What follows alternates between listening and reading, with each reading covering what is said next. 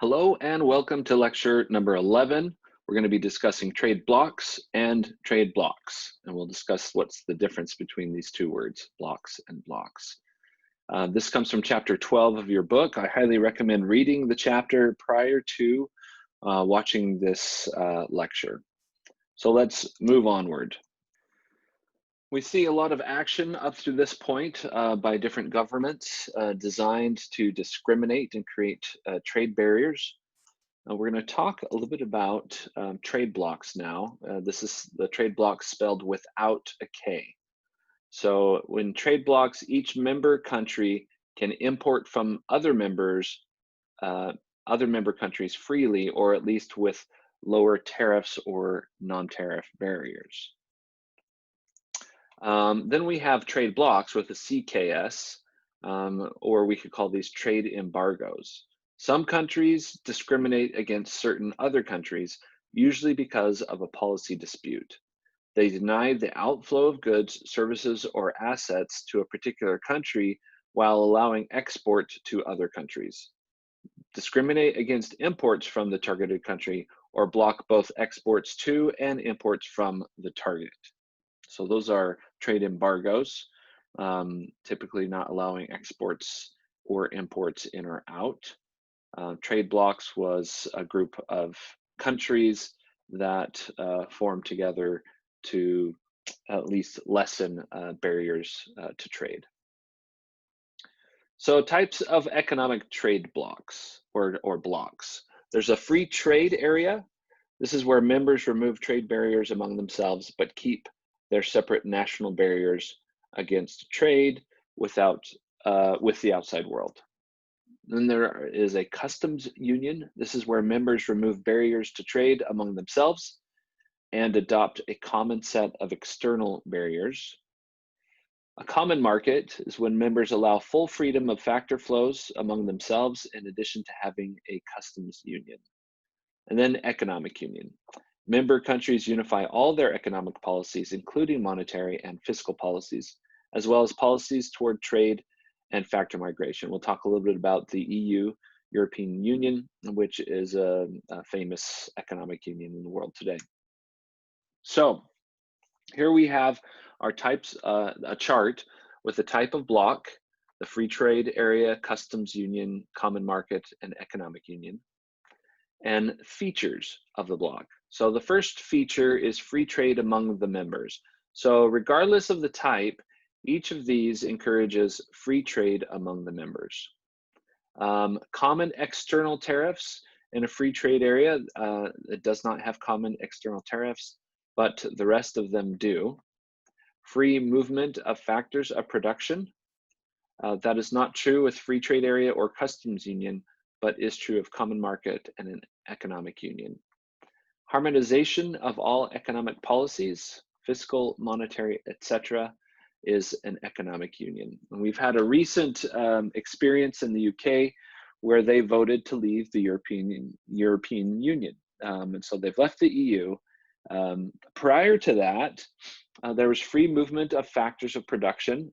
People from the continent, as they call it, from Europe, could come over to England and work without any issue, and vice versa. Now there's question on what will be done and how to deal with the UK not being part of the EU anymore. And so there's advantages and disadvantages.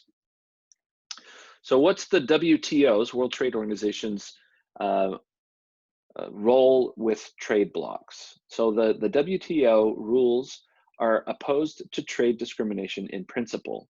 A basic WTO principle is the most favored nation principle, that a country's trade barriers should be applied equally without discrimination for all trading partners. So they're looking at trade equally. So if they're going to apply one barrier to one nation, that they would apply it equally without discrimination.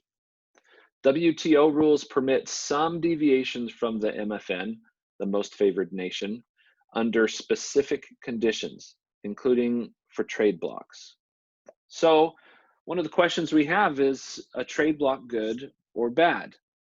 Well, it depends first on what you compare it to. So let's first compare it to free trade policy.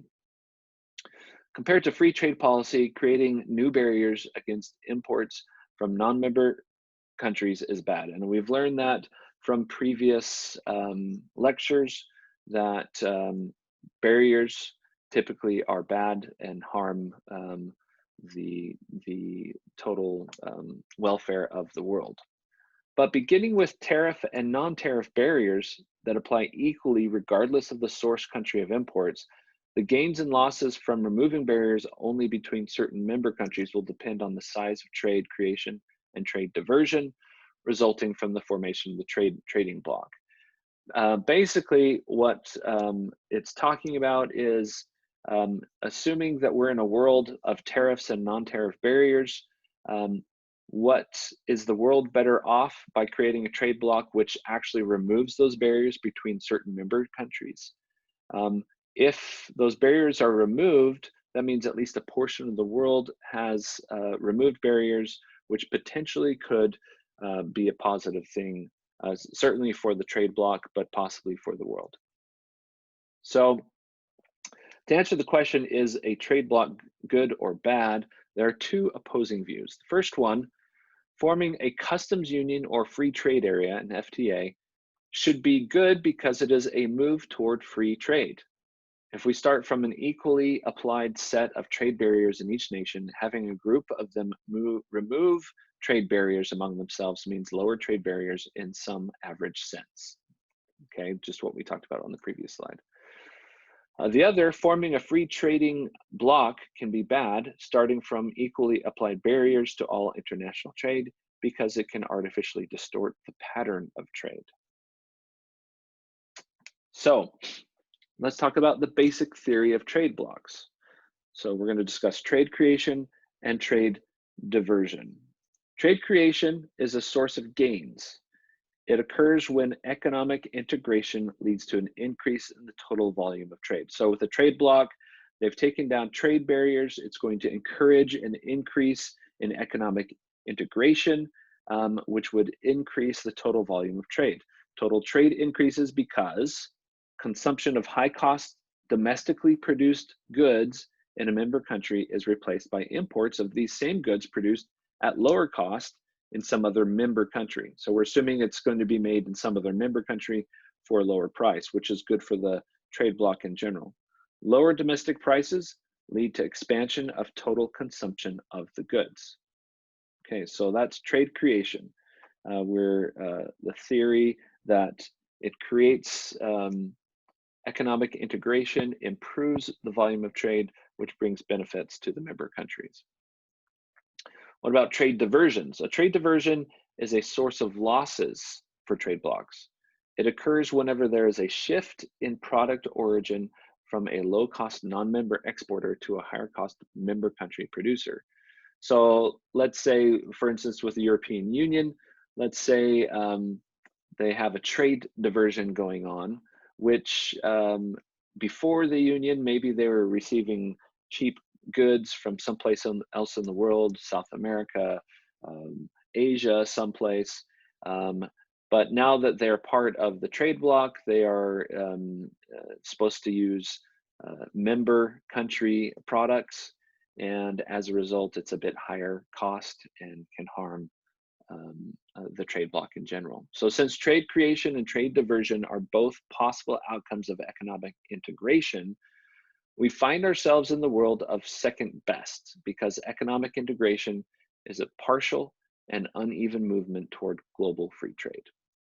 So the net effect of the trade bloc depends on which is larger, the gains from trade creation, which is a positive, a source of gains, or the losses from trade diversion.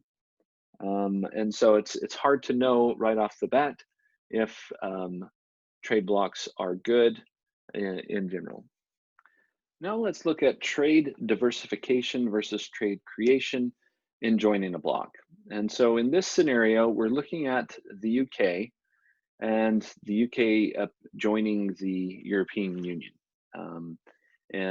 What we've got two different scenarios. In scenario A, trade diversion dominates, bringing a net loss. Remember, you had trade creation, which is a positive thing Trade diversion is a negative thing. On the left side, we've got trade diversion, which is dominating. So let's look at that here. So here we've got the price per car, and this is the initial price in the home country, UK. And here's the demand at that price. You can see demand is at point A, so that the initial price is 6,000, creating a demand of about 10,000 cars. And that's the quantity imported by the UK. So let's assume that we look at them joining the European Union. Now they are able to trade freely with a partner country, Germany, and the price in Germany is 5,500. So at that price, demand would be 15,000. So the benefit is this section B. This is a benefit to the United Kingdom. However, outside of our trade bloc, we have the outside world price, which is Japan. You can see they're much cheaper. So if we could trade freely with Japan, we would be able to get it at 5,000, which means section C shows us the trade diversion. So rather than trading with Japan, we're trading with Germany. So here is the trade creation. Here is the trade diversion. You can see that B is smaller than C. So there's a net loss to the UK. Now, if we look here in part B, we can see that where trade creation dominates. So in this case, the partner country price was just slightly above that of the outside world price for Japan.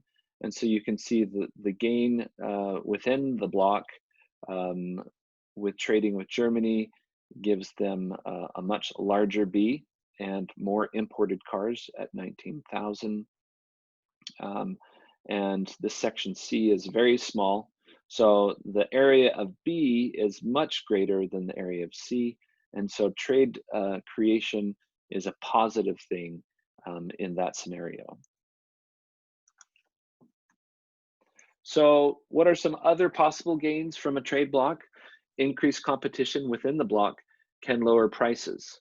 So within the nations within the bloc, there could be increased competition that can help lower prices. Also within the bloc, it can lower production costs, and expanded production within the bloc can lead to achieving greater economies of scale. So that would further lower production costs.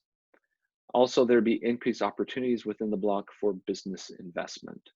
So all around, it's sort of a mini microcosm of free trade that can help the member nations. A word on the European Union. The basic requirements to join the European Union are that the country have a functioning democracy, a commitment to respecting human rights, a market economy, and that the country have the willingness to adopt and implement EU rules and standards. So as we look at the UK leaving the EU, they still have a functioning democracy, although some might debate that. They tend to respect human rights and have a market economy. However, they were no longer willing to adopt and implement EU rules and standards and recognize the potential opportunity for their country. Whether or not they are able to realize those opportunities is another question.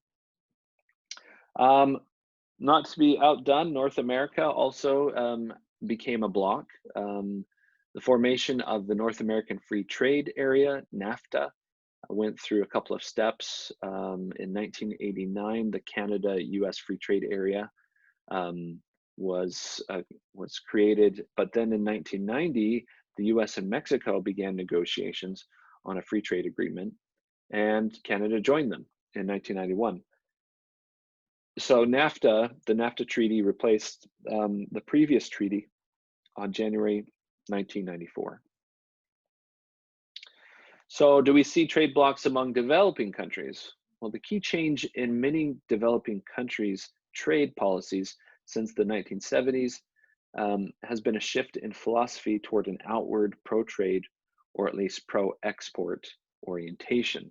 So as in the case of Mexico, many developing countries have pursued economic reforms to liberalize government policies toward trade and business activity more generally. And we've seen that with China, which is now an economic superpower, but within my lifetime, that's happened.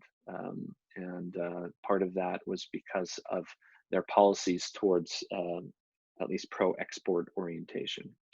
So forming a trade bloc can be part of this thrust to liberalize, although as we've seen it is actually liberalizing internal trade while discriminating against external trade.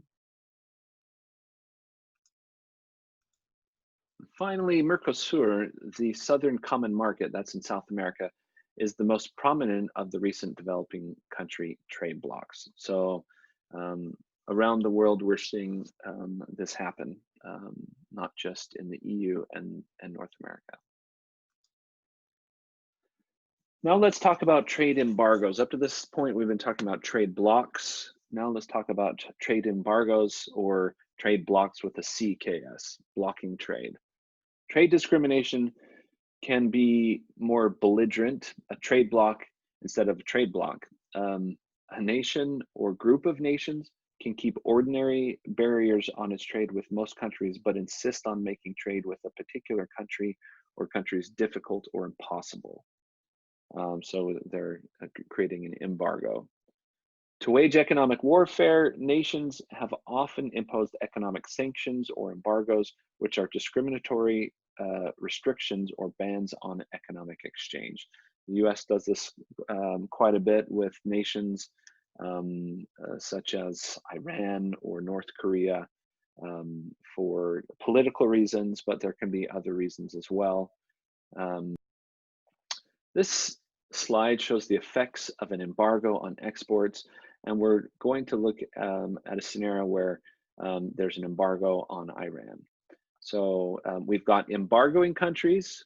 So the US and its allies are embargoing Iran, but there are non-embargoing countries who will continue to trade with Iran even during the embargo. So let's look at the price of embargoed goods. So the world price, P0, is where we're starting before the embargo. And you can see domestic supply and domestic demand. We're supplying this much. So A is the benefit to the domestic suppliers. We're able to export those to Iran. So that amount before the embargo is being exported to Iran. And you can see here, this slope right here is the supply that the world gives to Iran. It's the world export supply, this should say, to Iran from embargoing and non-embargoing countries.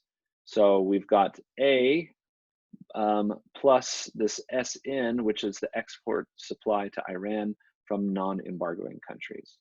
So SN plus SE, SE comes from the embargoing countries, gives us the supply here. The demand and supply cross at point F. So this is the quantity that would be imported by Iran. However, when the embargoing countries institute the embargo, SE goes away. There's no longer supply from the embargoing countries, so there's only supply from the non-embargoing countries. And this is the supply curve from those non-embargoing countries. So the price in Iran or Iraq, you pick one here, let's say Iran, the price in Iran jumps from P0 up to P1 because they no longer have the supply from the SE suppliers. And so the cost goes way up, and the loss to US and embargoing countries is this A. That is the amount that is lost, and which would cause the world price to drop down to here. So we'll see that. However, who wins in this scenario? Well, those who are exporting, the non-embargoing countries, they pick up section B. So the price was at P0, now they're able to sell at P1.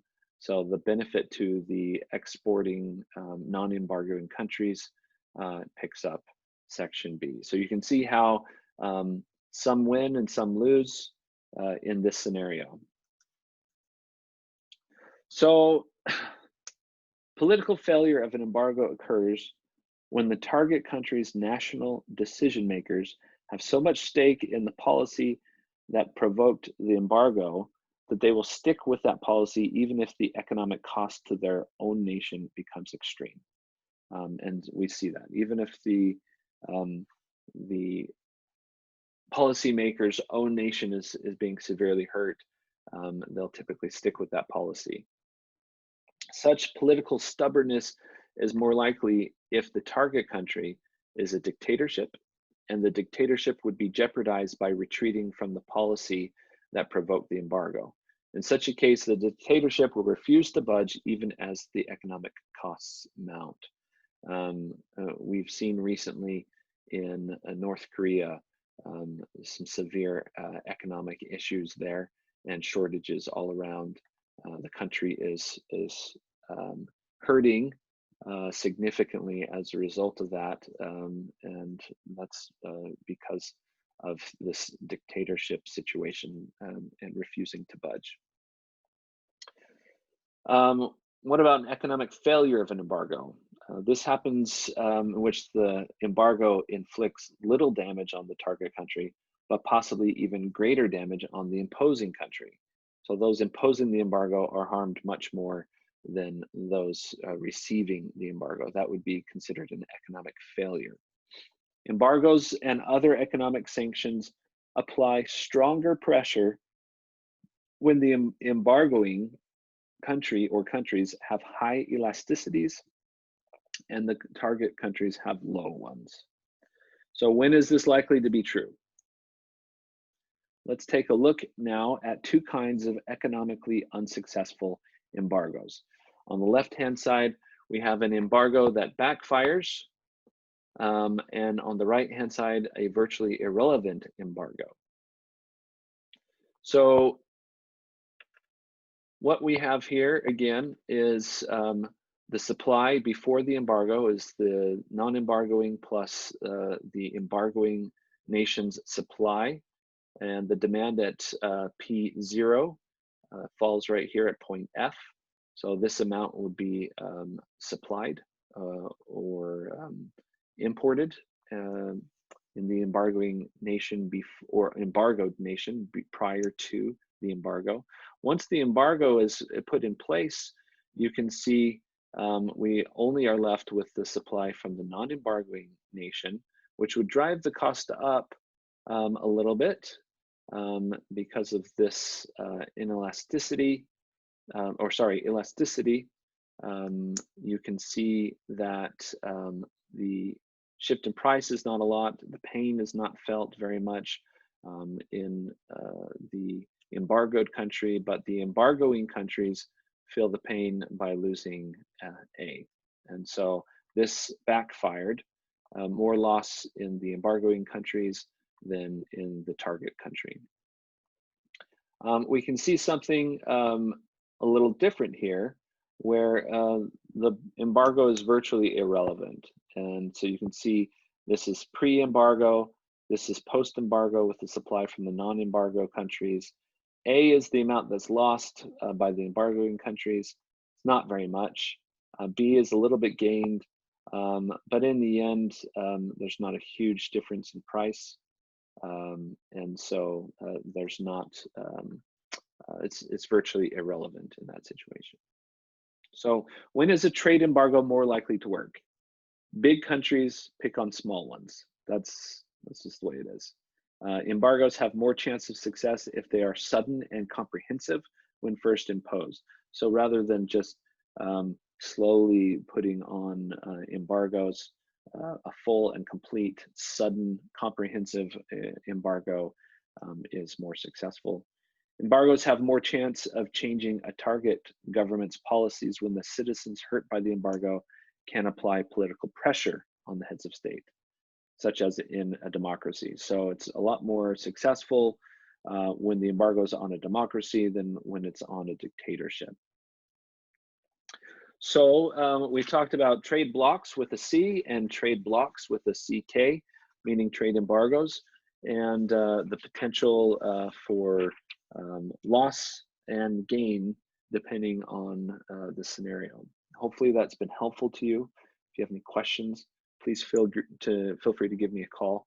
And with that, thank you very much.